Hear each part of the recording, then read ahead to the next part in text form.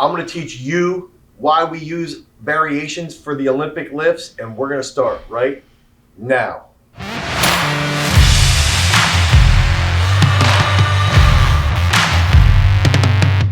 What's up, everybody? It's Dane Miller from Garage Strength, and if this is your first time to the channel and you're interested in everything behind sports performance, you want to learn how you can become stronger, you can get more explosive, and you can transfer those weight room gains out onto the competitive field, make sure you like, you subscribe, and you ring that notification bell so that we can help you become a champion. So for the last 8 years at Garage Strength, we've taken athletes from youth world teams to junior world teams to senior world teams at every single level. We've taken athletes and developed them from day one all the way to senior Pan American championships, from day one all the way to the senior world championships.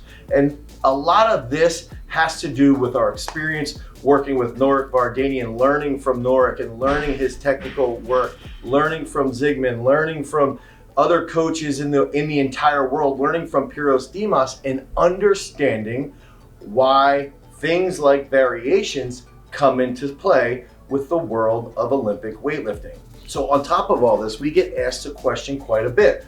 Why do we use variations all the time? Why don't we just do clean and jerks, and why don't we just snatch? And I think it's important to go over the elements that we use inside parabolic periodization, which is our periodization-based programming at Garage Strength. And so we recognize that in the realm of sports performance, in the realm of Olympic weightlifting, there's quite a bit of strength that is needed, especially if we're talking about pulling a snatch, pulling a clean off of the floor, even catching that heavy clean, standing at the top of the dip with that heavy clean. We need to have good strength, right? We also recognize there's a large importance behind technical precision. Arguably, technique rules over everybody, right? It's very, very important.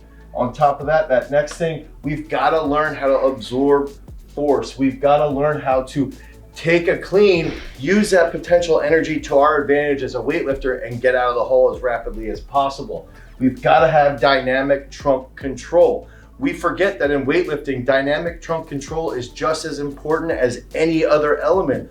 We've got to be able to control our trunk on the finish. We've got to be able to control that trunk when we're catching something heavy, or if we're doing a dip in the jerk and a drive in the jerk.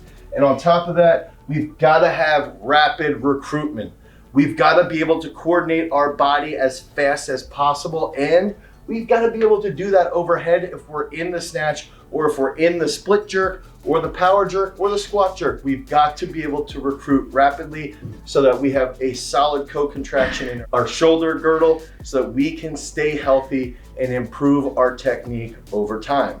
So as coaches inside the parabolic periodization program, what we like to do is try to figure out which one of these elements is one of our athletes struggling with. We want to diagnose what type of athlete are we dealing with, what's their personality, what are their character traits like, how do they handle stress, right? And if we can comprehend how they handle stress and which one of these elements need to be trained, now we can piece all of these elements together and build this into the competitive movements, the snatch or the clean and jerk.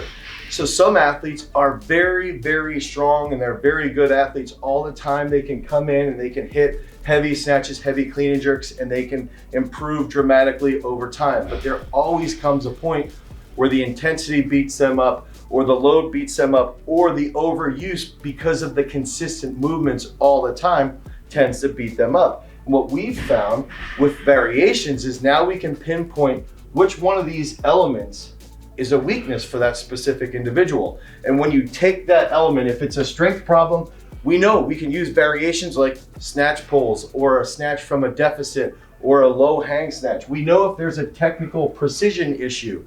They don't understand the reciprocation point for the knees. They don't understand how to navigate no man's land. They don't understand how to clear those knees back off the floor. Whatever that technical precision might be, the area that they're lacking, well, now maybe instead of focusing on strength, we can focus on that technical precision. If there's somebody that they get smashed by a clean, or they struggle to rapidly recruit overhead, now all of a sudden we can take 3 and 5, those elements, and recognize, hey, This athlete probably needs something that's going to prevent them from getting smashed by the clean. Maybe they need some no feet cleans.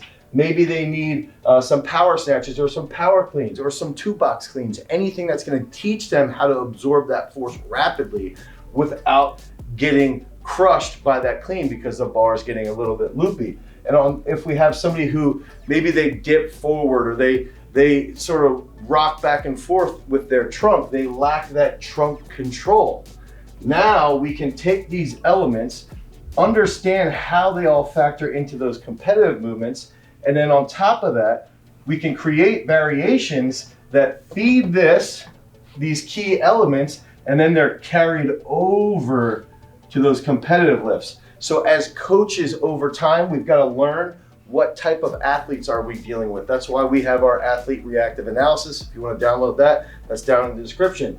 If we can understand what type of athlete they are and where the elements are that they're missing, now we can figure out what variations they need to improve their competitive movements. And then we can use those variations within our periodization program. We can start to piece together a more intense variation or a less intense variation so that they can recover physically while still improving these elements. And that's where the variations really come into play. We can focus on key problems with mobility. We can focus on precise points of weakness. So if somebody's weak right below the knee, their hamstrings are weak in an isometric position, now we can put in some pauses, and that's a variation that we like to use to improve their competitive movement. So I recommend using variations 2 to 3 days a week while still training the competitive movements. As coaches, we've got to recognize that this takes time to figure out. This takes years to figure out. And we've got to see what specific variations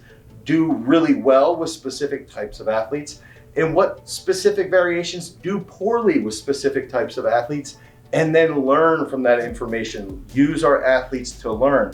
And we do this all within our parabolic periodization programming. We want to understand how each athlete operates mentally, how they handle stress physically and mentally, and then how that contributes to their peaking over time. That's a program that we put together. It's available in the description down below. If you want more information about Olympic weightlifting based training, you can click on this video right here. Until next time, guys, peace.